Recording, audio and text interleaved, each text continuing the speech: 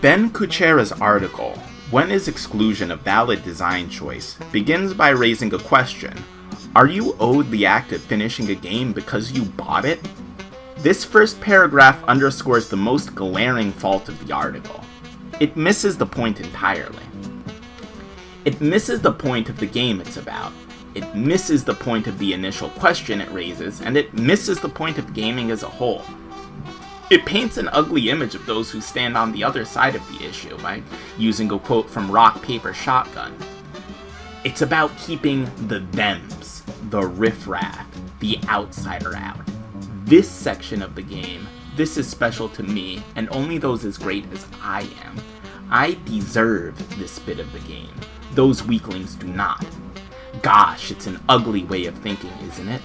And so utterly idiotic, too. Because it requires the mental gymnastics of somehow believing that one's own isolated experience of a game is cheapened, lessened, impacted in any conceivable way by the isolated experience of someone else playing that game. End quote. The article says that video games are the only means of expression that, quote, requires some sort of test to be completed before seeing what the rest of the experience has to offer, end quote. Seeing being the key word here. It bemoans that the game denies the player the right to see more of the game until they beat bosses.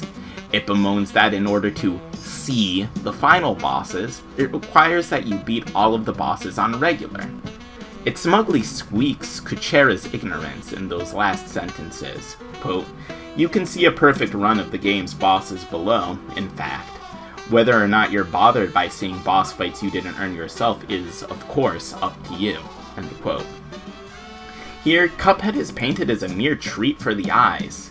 The argument that you have to earn the right to see all of the bosses is silly.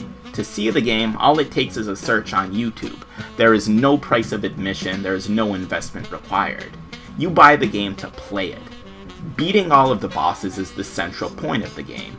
Think if Mass Effect had an option to skip story, allowing players to just jump from combat encounter to combat encounter, skipping exploration and dialogue, and essentially turning the game into a linear shooter. But BioWare put tons of dedication and effort into those story sequences, and they're the most important and memorable parts of Mass Effect. It's little wonder that they're unskippable. Likewise, the bosses are the meat of Cuphead. Each one is meant to test the player's skills in new ways, resulting in them growing in skill as they clear each challenge. Studio MDHR created each of those bosses with love and care. The game is all about fighting them, and with all of the work that went into those fights, it's little wonder they're unskippable. The game follows a very set progression. All 5 bosses in World 1 must be defeated before progressing on to World 2, and so on. There are optional run-and-gun stages in each world that open up obvious paths to later areas and reward the player with coins that can be used to unlock new abilities that make the game easier. Let's say, however, that there was no set progression. All of the bosses could be fought in any order, and every stage can be accessed from the get-go. The distinction between first and last boss is gone, and if you can just beat the game by walking up to the devil and killing him, is the experience not cheapened? If you still need to beat all of the bosses to beat the game, is it still exclusory, denying the ending you were owed if you can't beat them all? If you can beat the game by beating everything on easy mode, is it still exclusory in that bosses' last phases are omitted when playing on easy?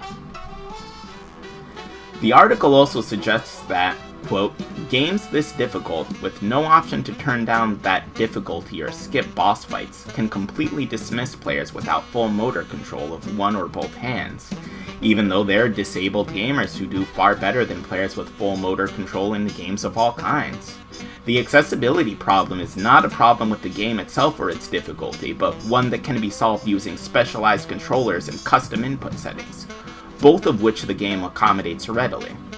It doesn't take 2 hands or even 1 to beat Cuphead, and soon enough we'll see runs using only DDR pads, DK bongos, and bananas, not to mention actual controllers that are designed to benefit those with motor disabilities, such as the Adwa, pardon my French, Switchblade 2, or the Avenger attachment for Xbox One and PS4 controllers. Cuphead can be brutally difficult, but the struggle is the centerpiece of the game. It incentivizes the player to enjoy and absorb every detail of its intricate design by using its difficulty as a vehicle. And in that, I don't think it's wrong for the game to exclude a player from playing all of its content until they learn and progress. If you can't beat Hildeberg, what chance do you stand against Dr. Call's robot? What can Studio MDHR do to make the game more accessible? Do they need to do anything? Is a skip boss button really what the game needs? What if instead they made health increases not lower your damage? What if they made it so you could customize your loadout directly from the death screen, instead of requiring you to exit the fight and reload?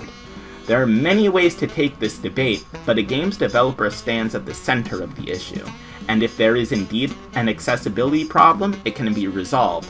But in order to get anywhere, we need an honest and open dialogue between fans and developers, not some article spewing inflammatory and divisive rhetoric.